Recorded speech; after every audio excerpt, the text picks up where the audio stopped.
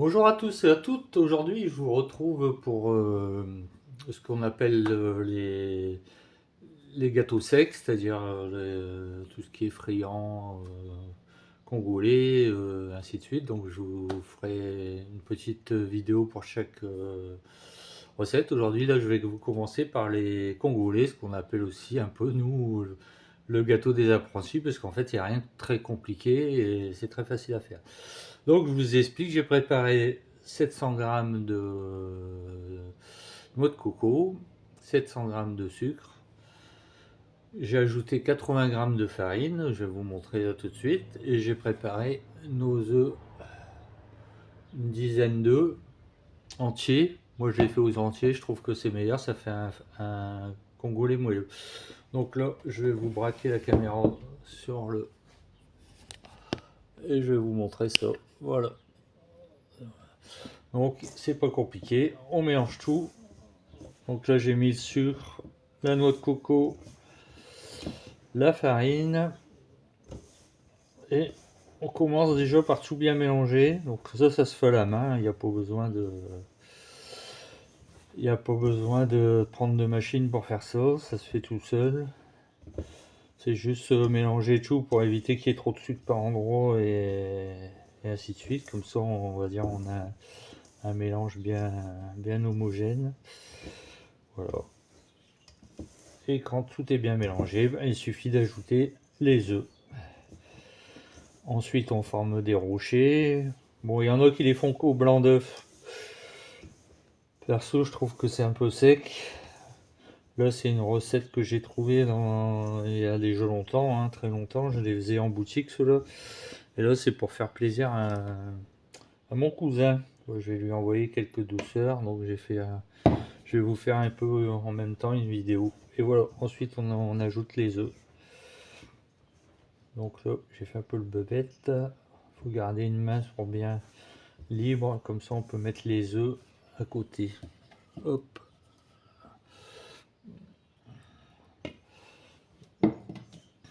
Oh, vous pouvez les battre avant, hein, si vous voulez, mais c'est pas utile vu qu'on va bien les mélanger. Ça va être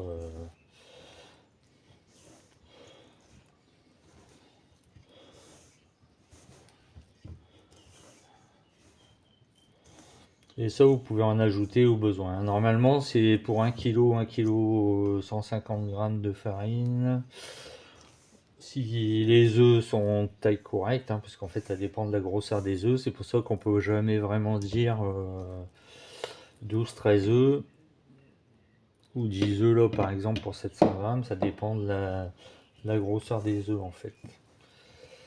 On le sent en fait à la main, dès qu'on peut faire un rocher avec, il y a assez d'œufs dedans. De toute façon, ça n'a pas une grosse incidence sur le résultat final. C'est plutôt qu'ils vont s'étaler un peu à la cuisson. Si la pâte est un peu trop molle.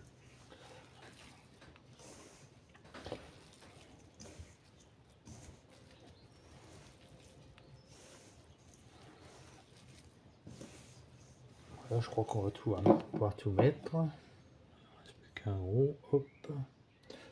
Vous voyez, là, pour 700 grammes, j'ai 10 œufs.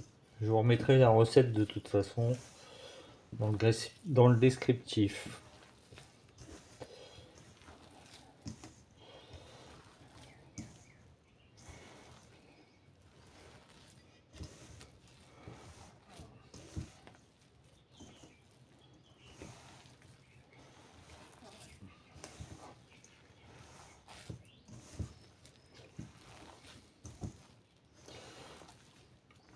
Alors pour ceux qui pensent que je le fais à la main, hein, que c'est pas hygiénique et tout ça, bon déjà comme je le dis toujours, de toute façon c'est pour moi.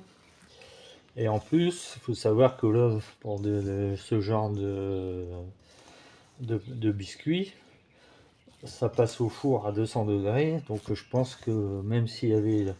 Puis je vous rassure, j'ai lavé mes mains avant quand même, hein. Mais s'il y avait la moindre bactérie, je crois qu'elle serait un petit peu pulvérisée quand même. Croyez-moi, il y a des industries qui font peut-être beaucoup de cinéma avec des masques et tout ce qui s'ensuit. et c'est beaucoup moins hygiénique que nous. Donc vous voyez, on a une pâte, ça forme une boule.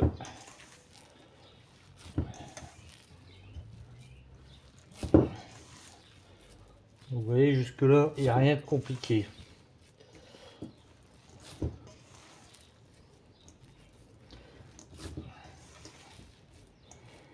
Voilà. Donc là, notre pâte est prête. Alors l'avantage en faisant les congoulés en premier, c'est qu'on peut, les laisser sur plaque, attendre pour cuire tout en même temps. C'est pour ça d'ailleurs qu'on commence toujours par les congoulés. Vous voyez, ça colle forcément un petit peu au doigt, mais voilà. Après, si vous voulez pour faire les rochers, pour ne pas vous embêter, vous pouvez prendre un récipient avec de l'eau à côté et mettre... là, moi, je vais le laisser comme ça pour vous montrer vraiment la forme.